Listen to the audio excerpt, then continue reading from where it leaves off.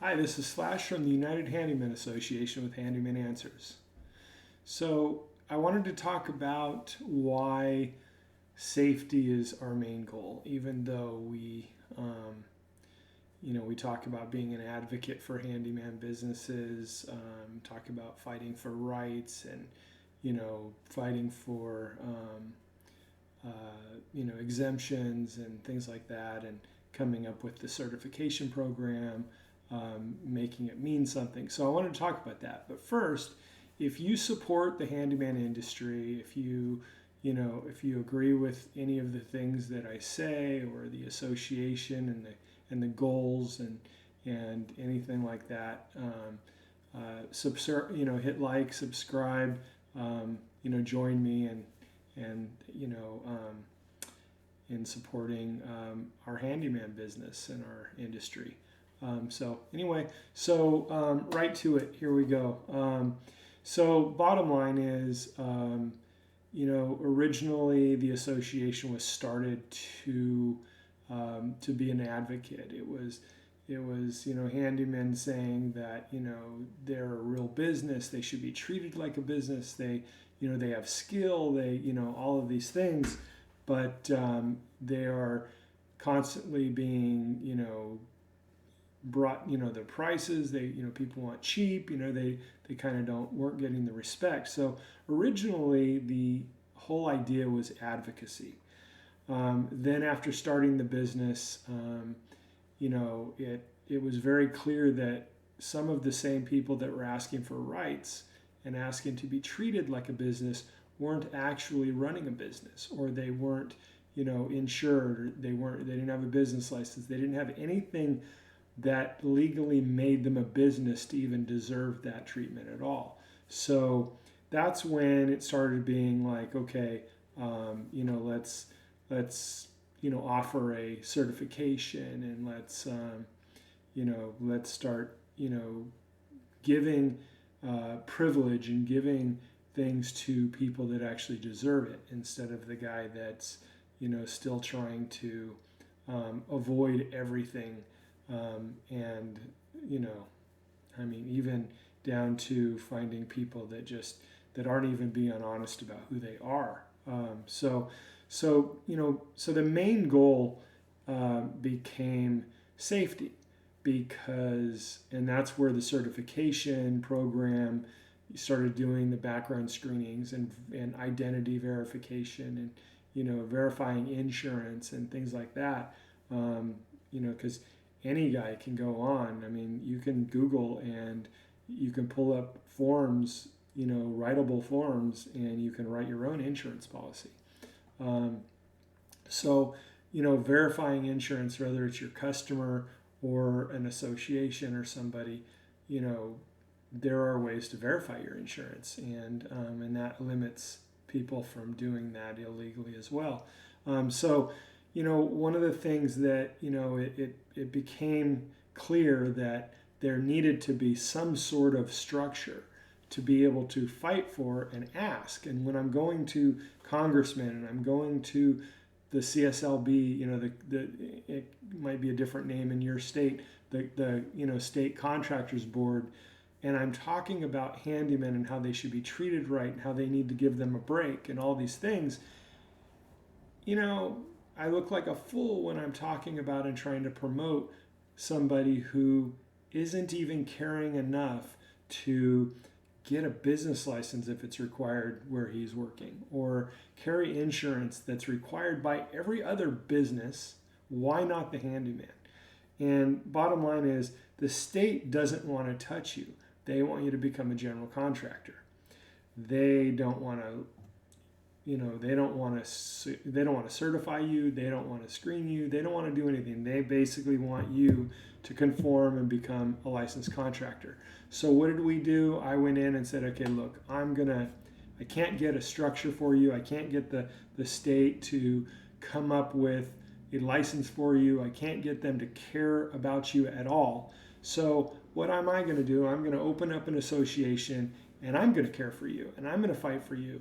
But that comes with responsibility.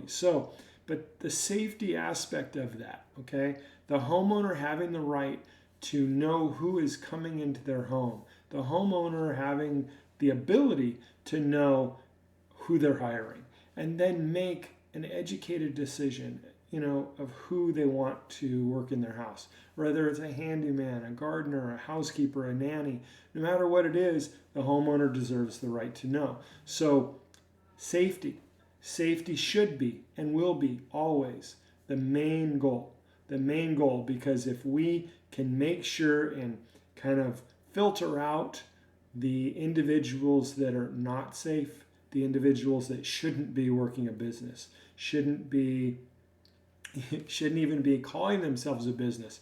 If we can filter them out, then the industry is safer, the businesses are safer, the individuals that are running properly structured businesses and have insurance and do quality work and their ethics and all that stuff line up. Those guys deserve all the rights of every other business. They deserve to be able to work, make a living, support their families without deterrent, without a license board coming in and saying, you don't have our license, you're not conforming to us, so maybe you need to get our license. So that is the alternative. So the UHA license, the certification program, certified license program, it's for that reason. It is doing a background screening on you. It's making sure that you're safe, that you're worthy to be certified.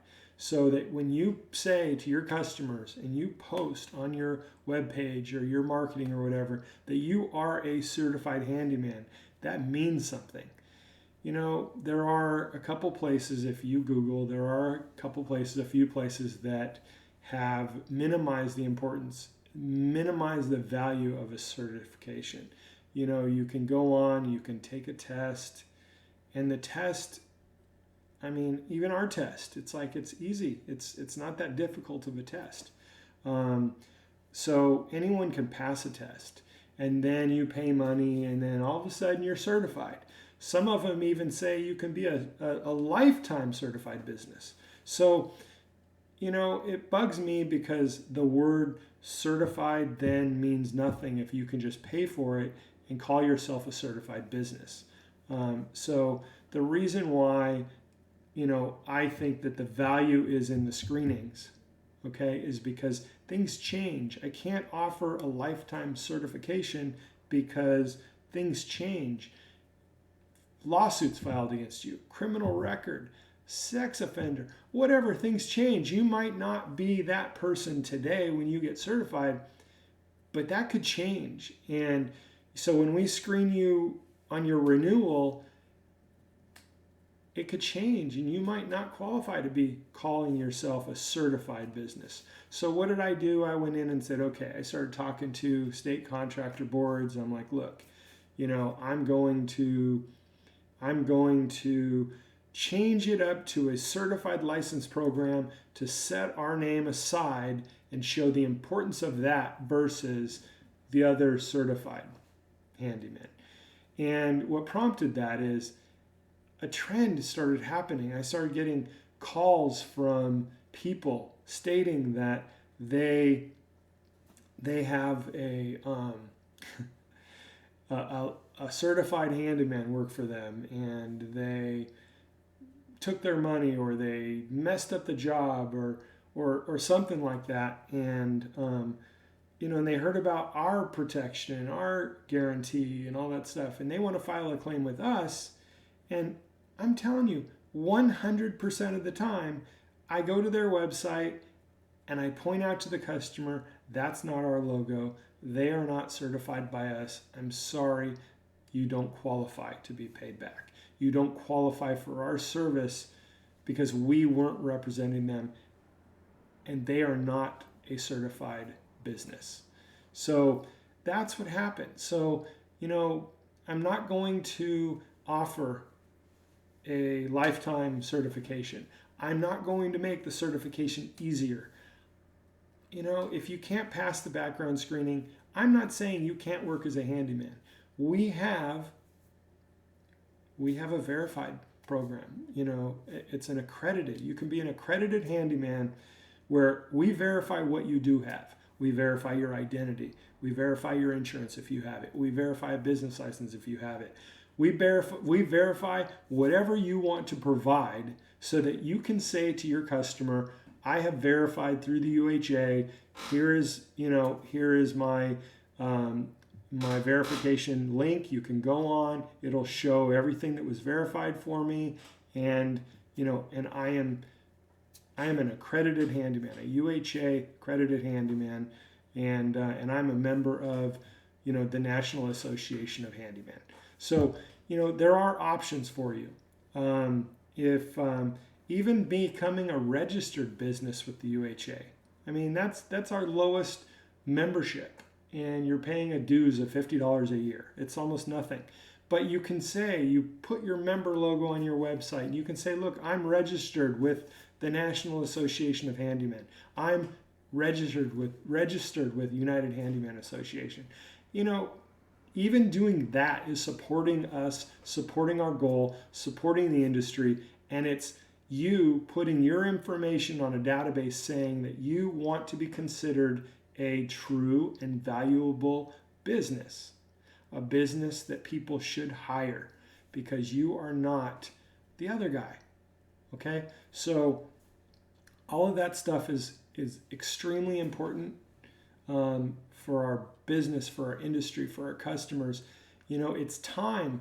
It's time. I mean, this industry has been growing and it's bigger. It's bigger. There are more handymen out there than contractors. So when you get bigger and you get that many, you have to remember and keep in mind that you have all these masses of people that are doing it. Some of those people shouldn't be doing it. Some of those people are not safe. Okay? So how do we regulate that? The state's not going to do it. Okay? You have all these other places that are referral businesses. I mean, come on. They're reaching out to me about our screening process for a reason. They're reaching out to me because their screening process, they don't make money with screening. They make money by referring jobs to you. They make money by you paying them to give them jobs. The UHA basically, like I said, it's all about safety for the industry, quality for the industry, and it's you need to deserve to be certified.